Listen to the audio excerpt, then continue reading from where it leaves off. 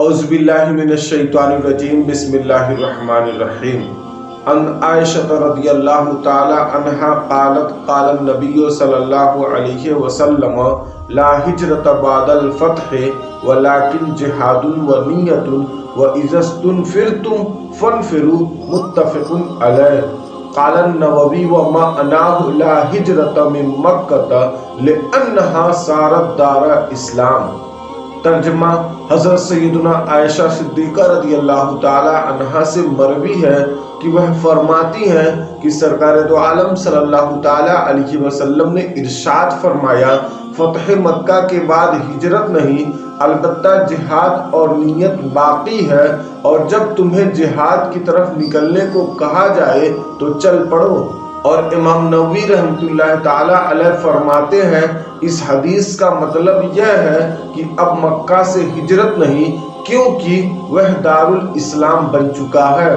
اور علامہ میر سید شریف جرجانی رحمۃ اللہ تعالی علیہ ہجرت کا معنی بیان کرتے ہوئے فرماتے ہیں، ہی ترک الوطن الذی بین الکفار والانتقال الی دار الاسلام، جو وطن کفار کے علاقوں کے درمیان ہو اس کو چھوڑنا اور دارالاسلام کی طرف منتقل ہونا ہجرت کہلاتا ہے۔ اور سرکار دو عالم صلی اللہ تعالی علیہ وسلم کا ارشاد فتح مکہ کے بعد ہجرت نہیں، اس کا مطلب یہ ہے کہ علامہ بدر الدین عینی رحمۃ اللہ تعالی علیہ عمدۃ القاری میں فرماتے ہیں کہ فتح مکہ کے بعد ہجرت نہیں، اس فرمان عالی شان کا مطلب یہ ہے کہ اب مکہ مکرمہ سے ہجرت فرض نہیں، باقی وہ جگہ ہیں جہاں دین اسلام کے احکام کی حفاظت نہ کی جا سکے وہاں سے ہجرت کرنا واجب ہے۔ جبکہ امام نووی رحمۃ اللہ تعالی علیہ فرماتے ہیں کہ دارالحرب سے دارالاسلام کی طرف ہجرت قیامت تک باقی رہے گی۔ اور حدیث مذکور کی تعویل میں دو قول ہیں۔ پہلا قول یہ ہے کہ فتح مکہ کے بعد مکہ مکرمہ سے ہجرت نہیں کی جائے گی، کیونکہ اب وہ دارالاسلام بن چکا ہے اور ہجرت دارالحرب کی طرف کی جاتی ہے نہ کہ دارالاسلام سے۔ اور یہ حضور صلی اللہ تعالی علیہ وسلم کے معجزات میں سے ہے کہ آپ نے آئندہ کی خبر دے دی ہے کہ اب مکہ مکرمہ ہمیشہ دارالاسلام ہی رہے گا۔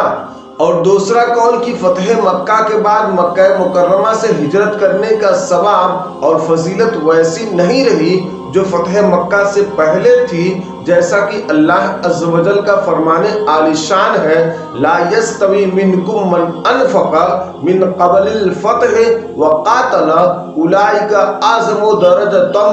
من الذین انفقوا من بعد وقاتلوا وکلا وعد اللہ الحسنی واللہ بما تعملون خبیر۔ ترجمہ کنز ایمان ہے کہ تم میں برابر نہیں وہ ہے جنہوں نے فتح مکہ سے قبل خرچ اور جہاد کیا، وہ مرتبہ میں ان سے بڑے ہیں جنہوں نے بعد فتح کے خرچ اور جہاد کیا، اور ان سب سے اللہ جنت کا وعدہ فرما چکا ہے اور اللہ کو تمہارے کاموں کی خبر ہے۔